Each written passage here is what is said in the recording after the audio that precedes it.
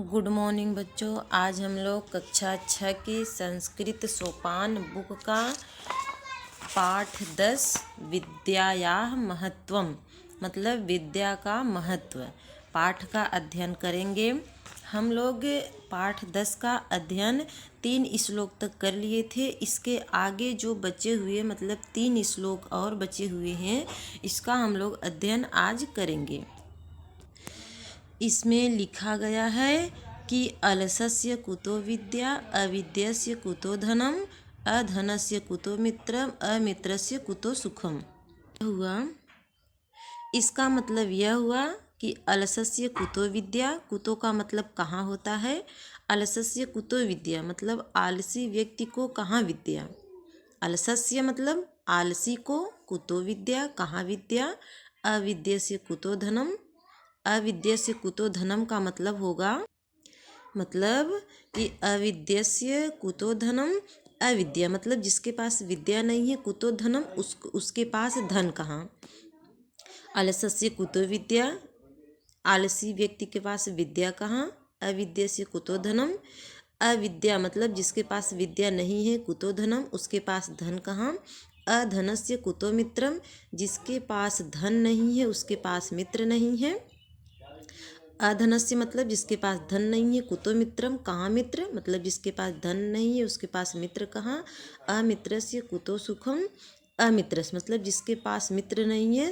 कुतो सुख मतलब सुख कहाँ उसको सुख कहाँ है।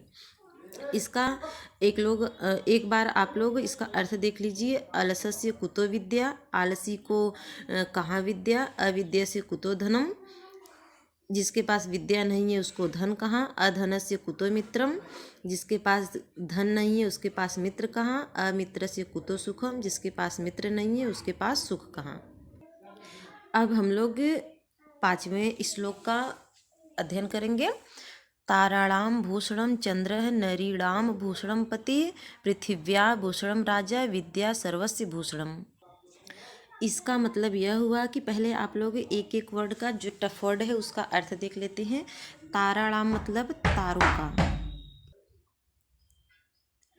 भूषणम का मतलब आभूषण होगा, चंद्र मतलब चंद्रमा, नारीणाम मतलब नारियों का, भूषणम पति मतलब भूषण पति आभूषण पति, पृथिव्या मतलब पृथ्वी, भूषणम मतलब फिर आभूषण, राजा विद्या सर्वस्य भूषणम। इसका अर्थ सीधा सीधा पता चल रहा है, इसलिए इसका अर्थ देख लीजिए। ताराणाम भूषणम चंद्रः, ताराणाम भूषणम चंद्रम मतलब ताराओं का आभूषण चंद्र, ताराणाम भूषणम चंद्रम चंद्रः ताराओं का आभूषण चंद्र, नरीणाम भूषणम पति स्त्रियों का आभूषण पति, नरीणाम मतलब नारियों का होगा यहाँ पे, नरीणाम भूषणम पति नारियों का आभूषण पति होता है, पृथिव्या भूषणम राजा पृथ्वी का आभूषण राजा होता है, पृथिव्या मतलब पृथ्वी का, भूषणम राजा मतलब आभूषण राजा होता है, विद्या सर्वस्य भूषणम और सभी लोगों का आभूषण विद्या होती है। एक बार फिर से इसको देख लीजिए। ताराणाम भूषणम चंद्र ताराओं का आभूषण चंद्रमा है, नरीणाम भूषणम पति नारियों का आभूषण पति है, पृथिव्या भूषणम राजा पृथ्वी का आभूषण राजा है, विद्या सर्वस्य भूषणम और विद्या सभी का आभूषण है। तो बच्चों आप लोग इतना ध्यान में रखिए कि जो विद्या होती है वे सभी का आभूषण होती है। अगला श्लोक है 6वां श्लोक। पुस्तकस्था तु या विद्या परहस्ते गतेषु धनम, कार्यकाले समुत्पन्ने न सा विद्या न तदनम। इसका भी एक एक वर्ड जो कठिन वर्ड है उसका अर्थ हम बता देते हैं, आप लोग इसको याद भी कर लीजिएगा। इसमें लिखा है कि पुस्तकस्था मतलब पुस्तकों में स्थित, किताबों में स्थित, तू या का मतलब जो होता है संस्कृत में, संस्कृत शब्द या का अर्थ जो होता है, विद्या पर हस्त गतेषु, पर हस्त गतेषु मतलब दूसरों के हाथों में, पर हस्त गतेषु का मतलब दूसरों के हाथों में, कार्यकाले समुत्पन्ने कार्यकाले मतलब कार्य के समय, समुत्पन्ने मतलब उत्पन्न होने वाला, न सा विद्या न तदनम, तदनम का अर्थ होगा वह धन, तद धनम मतलब इसमें दो वर्ड छुपे हुए, तद प्लस धनम। तद का मतलब वह होगा और धनम का मतलब धन, तो वह धन। अब इसका अर्थ देख लीजिए। पुस्तकस्था तु या विद्या, जो विद्या, या का मतलब जो होता है, जो विद्या यहाँ पे लिखा गया है या विद्या, तो जो विद्या पुस्तकस्था मतलब पुस्तकों में छपी हुई है।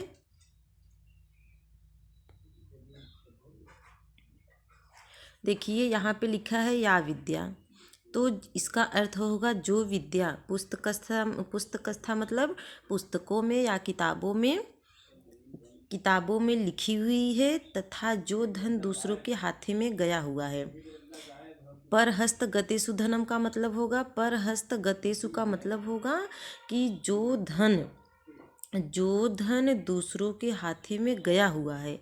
कार्यकाले समुत्पन्ने मतलब कार्यकाले समुत्पन्ने का मतलब यह होगा कि यदि समय आने पर यदि समय के समुत्पन्ने मतलब समय के उत्पन्न होने पर, कार्यकाले समुत्पन्ने समय के आने पर वे काम नहीं आते हैं, न सा वे काम नहीं आते हैं, विद्या न तद धनम, तो न हो विद्या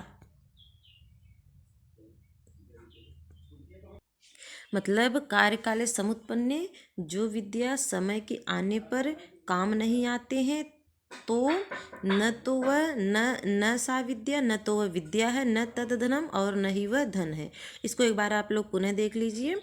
पुस्तकस्था तु या विद्या, पर हस्तगतेषु धनम, जो विद्या, या विद्या मतलब जो विद्या पुस्तकस्था पुस्तकालय पुस्तकों में स्थित है, पर हस्तगतेषु धनम जो धन दूसरों के हाथे में गया है। कार्यकाले समुत्पन्ने जो दूसरों के हाथों में गया हुआ धन, यदि समय आने पर, कार्यकाले समुत्पन्ने यदि समय आने पर वे काम नहीं आते हैं, तो न सा विद्या, न वह विद्या है, न तद धनम और न ही वह धन है। तो बच्चों इस तरह से ये 10वां पाठ समाप्त होता है। आप लोग इसकी तैयारी करिए। इसके बाद में हम प्रश्नोत्तर पर दूसरे दिन चर्चा करेंगे। आप लोग इसको अच्छे से 2 बार 3 बार जितनी बार में हो सकता है आप लोग इसको तैयार करिए। Thank you so much.